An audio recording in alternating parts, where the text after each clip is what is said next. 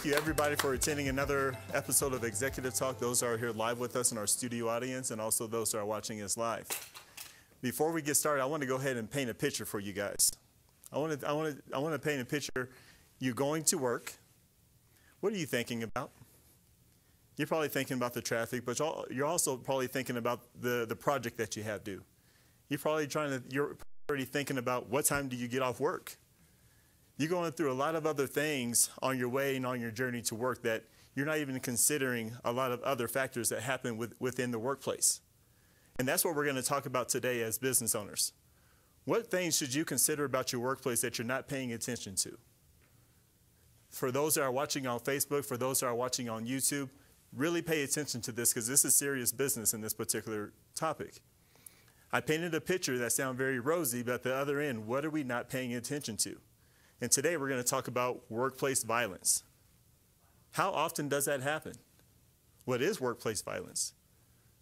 Have we seen it before but just never noticed?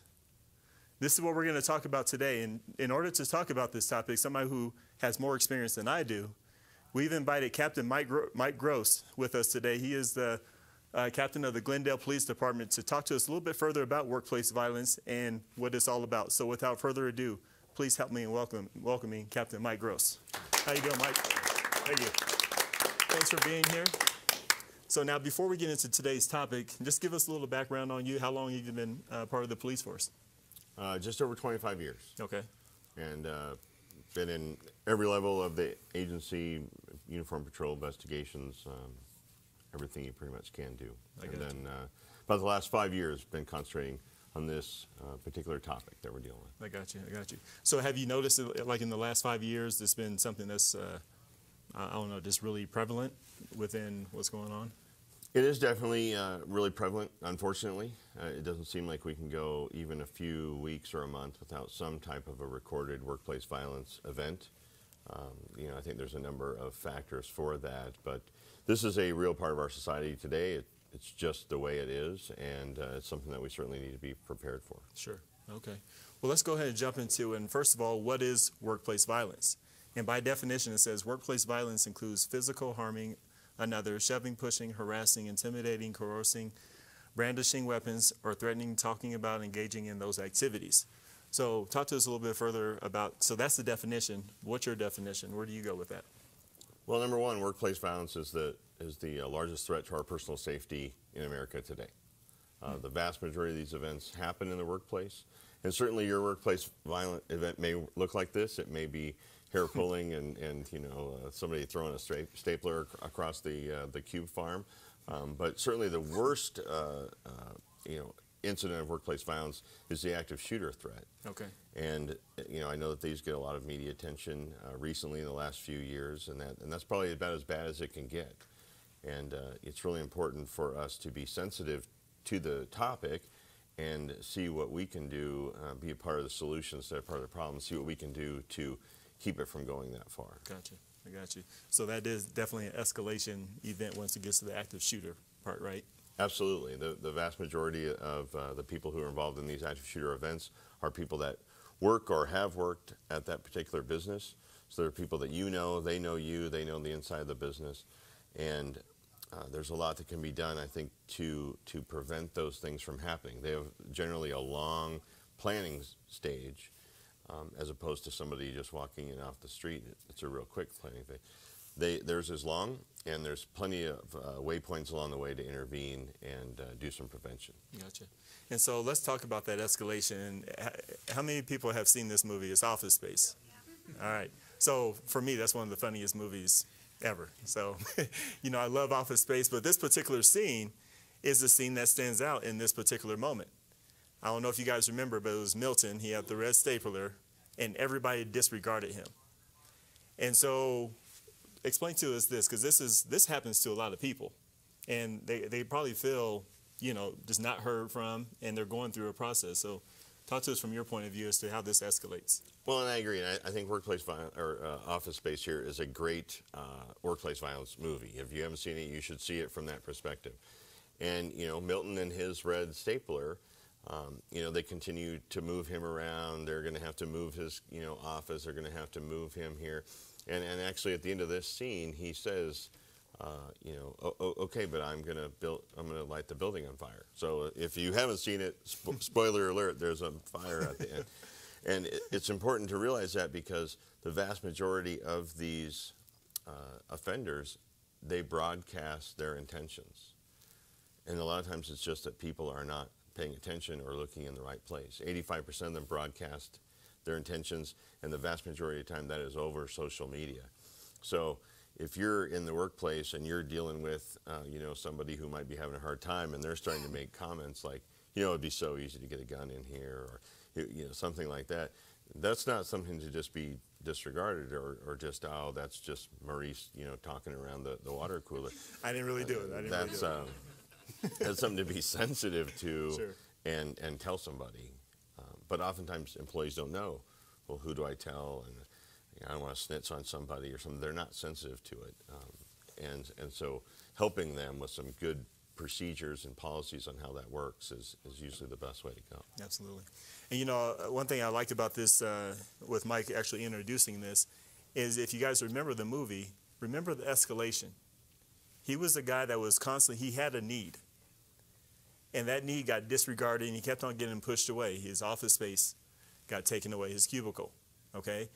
Those that escalated over the term of the movie. And so at the end, obviously, he made a decision and took down the whole entire building. So that escalation is huge to how that happened.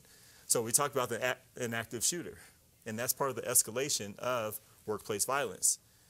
And so by definition, an active shooter is defined by the U.S. Department of Homeland Security as an individual actively engaged in killing or attempting to kill people in a confined and populated area. In most cases, active shooters use firearms. So talk to us a little bit more. Yeah, by definition, it can be a lot of different, violent acts, but certainly the one we're most concerned with is the use of firearms. And these people, again, 68% of those people are what we would call an insider. They're an employee or a former employee who has some type of issue, some type of a problem, and they are going to enact their violence in the workplace. So they already have keys or an access card, or they know the layout of the building, they know where people are going to be, and so moving into that arena, from hair pulling or throwing a stapler, that's a big jump, and it requires multi phases of planning on their part. And after hundreds and hundreds, unfortunately, hundreds of cases, we've been able to pick apart some of what they do and identify opportunities to do some prevention. Sure. And we have a few examples of an active shooter here in Colorado. We had Chuck E. Cheese back in the day, back in '96 or whatever year that was. We had the Royal Theater. Can you think of a couple of other instances that we can associate with? Well, certainly there's Columbine. Columbine, that's right. It wasn't a workplace violence event unless you're a teacher at that school, and then it is workplace violence. Yeah. And I think that it's important to recognize is that it's not just me and I go to work at my business, and at the end of the day, 4 or 5 o'clock, I hit my time card and whew, I made it another day and now I'm safe. No matter where you go, you are in somebody's workplace. And maybe it's not your workplace, but you may end up in the middle of their workplace violence event. So, really for me, I think that they're not workplace skills, they're life skills. We need to have some basic understanding of how these things unfold so that we can survive those events the best that we can. We need to teach our kids, if something happens while we're at the store, while we're at the mall, this is what we're going to do. They're really life skills, yeah. Unfortunately. True. And, I like what you said about being in somebody else's workplace. Because it's very often that how many people go out to lunch at least once a week or whatever? Not talking about your spending habits. It's okay, do your thing. But, again, when you went out to lunch, you were in somebody else's workplace. And so am I understanding that correctly? Absolutely. When you go to, this store or that store, or you go to the mall, that you're in somebody's workplace. Columbine High School, which was, really a watershed event for law enforcement and how we dealt with these types of events. For the teachers there, that was a workplace violence event for them. We don't think about it that way, but that's what it was. So, you know, and of course they're not just in Colorado. They're everywhere across the country and across the world, and you see them played out in different ways in other countries that don't have, you know, the access to firearms that we do here in the United States, where, you know, it's a knife attack, or they will rent a truck and they'll, you know, drive across a bridge or something like that. Whether that's terrorism or whether it's a workplace violence event, that can be worked out later. But unfortunately, these are a fact of our society, and they're here to stay. That's it. And so that's what we wanted to paint the picture, to give, this is the overall umbrella. It's very easy to get isolated in your own business and think, well, this is just me. It's when you become a consumer and go into somebody else's business, you're part of their business also. So it's very important to see the whole picture when we talk about workplace violence. So then you talk about what's an insider. So we have this picture of this older gentleman. Why is this relevant to our conversation today? Well, I think it's relevant to the conversation today that the active shooter is nothing new. So, you know, when this gentleman, when his name is Pat Sherrill, and in the 60s in his workplace they called him Crazy Pat. Okay, so if you have somebody in your workplace that you have a Crazy Pat-ish nickname for, that's a problem. Okay, you should be. But many people where he worked survived that event because the day before he went on his spree, he went around to people and said, "Don't come to work tomorrow. Don't come to work tomorrow." And he picked and chose who he told. You know, you can come to work. And when Crazy Pat told you, "Don't come to work tomorrow," you didn't go to work.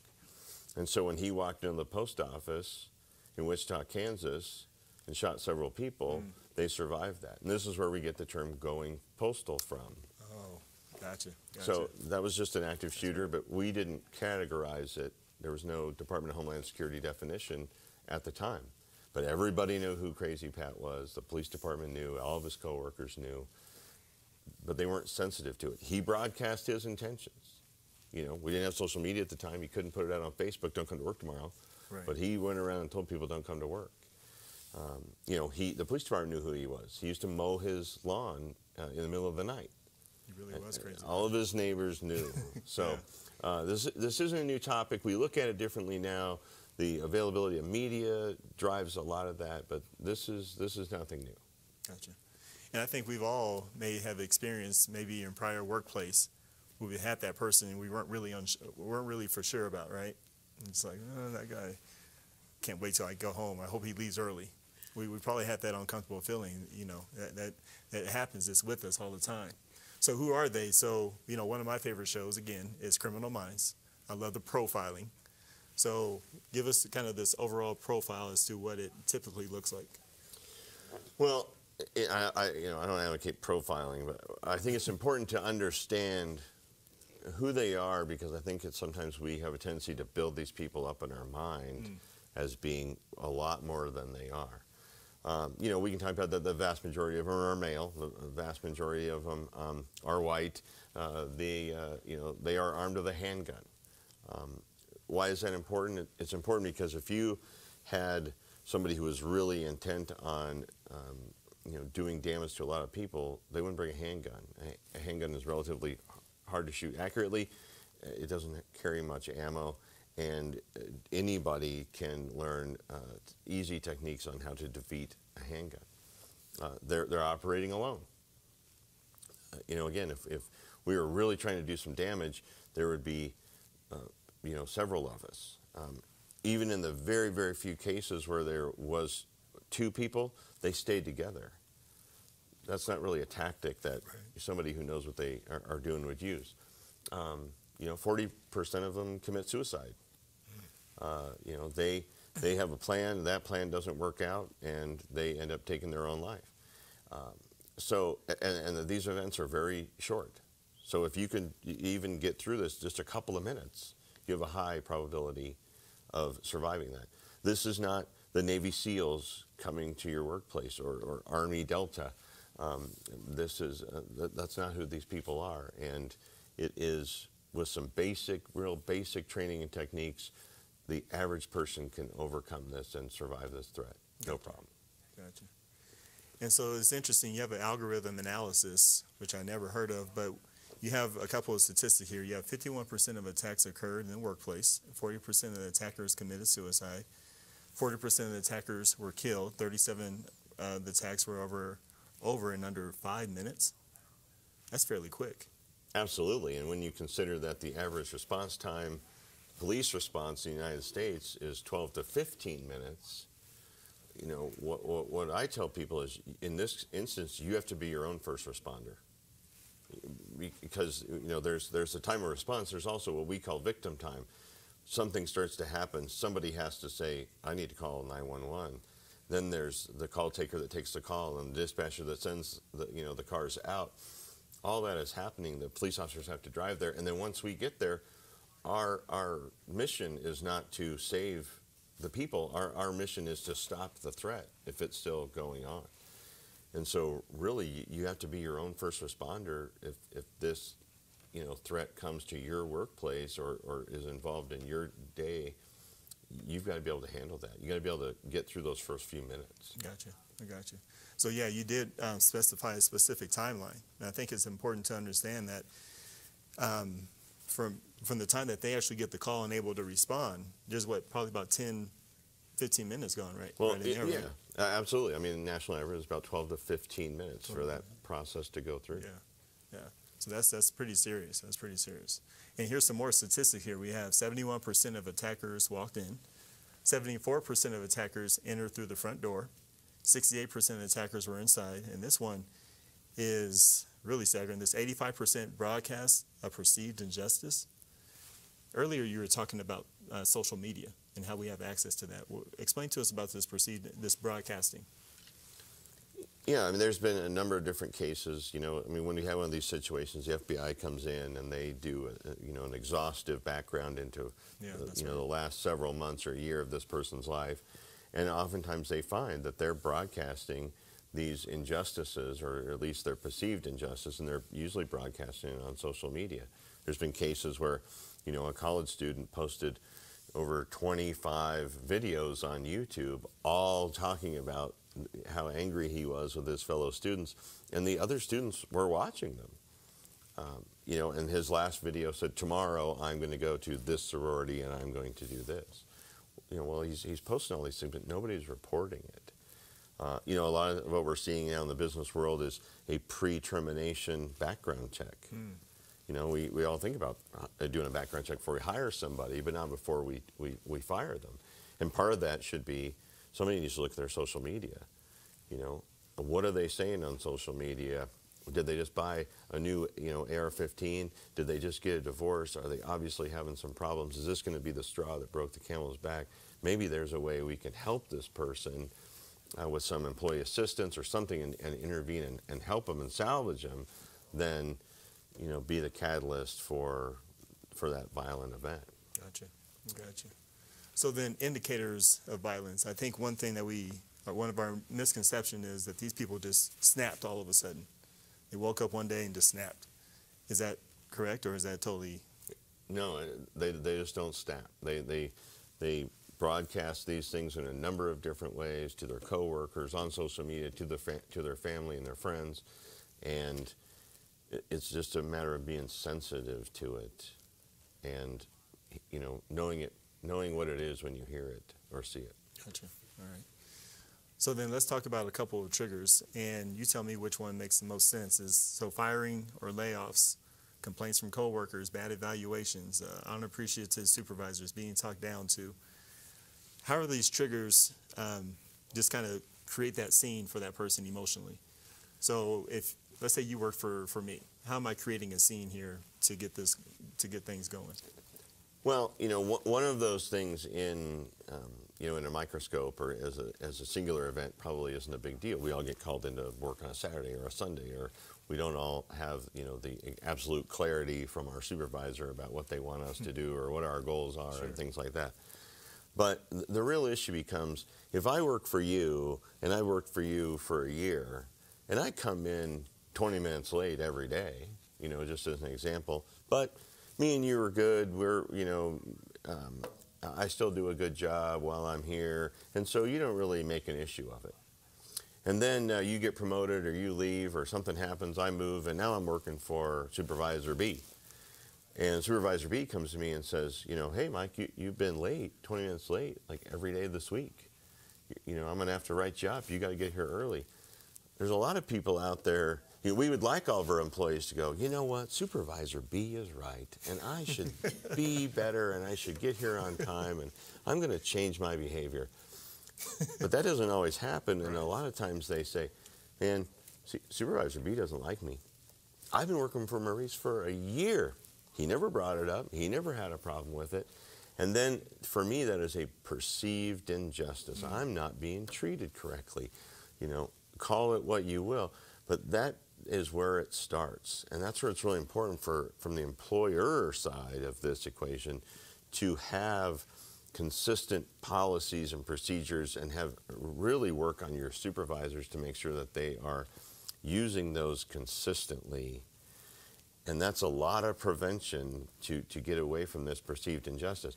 You know, some workplaces might have, you know, a favorite son or favorite sons where they can pretty much get away with anything, but the rest of us, if we do anything, we're getting, you know, written up every minute. Right. That's a problem. And really it's important to be consistent. If employee A and employee B both do the same thing, they both get disciplined equally, then it's not a problem. It's not that injustice. It doesn't allow that feeling of victimization to kind of grow in that employee. That's it.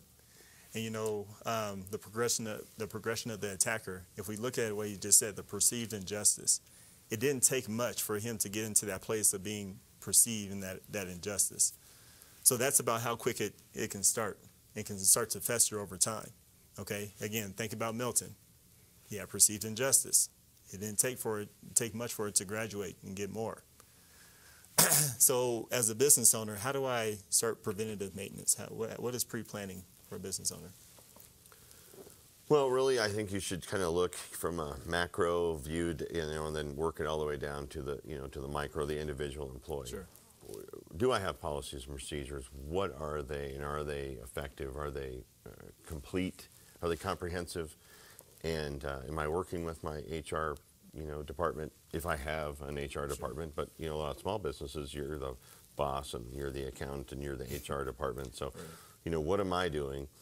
And do I have these things? Does everybody know what they are? Do people know what their path is if they begin to see this type of behavior? Have I documented that I've trained? Have I trained my employees? Have I documented that I've trained them on what to do? Again, a lot of litigations coming out now from survivors of these events who are suing their employer for not having a plan, not having a policy, and they didn't know what to do. And so maybe they were injured, maybe they weren't, but anybody attached to one of these is going to be affected. And they sue their employer generally under a legal term called deliberate indifference. And that basically works out to you knew or should have known that there was an issue and you didn't do anything about it. Well, you know, as many events that there has been in the United States, I don't know what employer can really say, well, I didn't know that I was going to have a problem. You know, it's across all industries. So, you know, it's really important to you know, start big, get your policies, get your work down, train your employees what to do, document that you trained them. Don't forget to get the new person that you hire.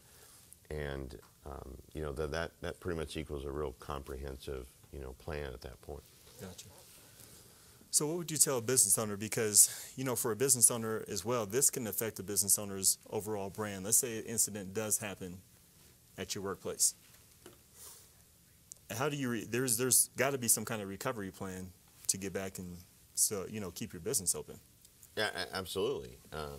And again, plan for that now.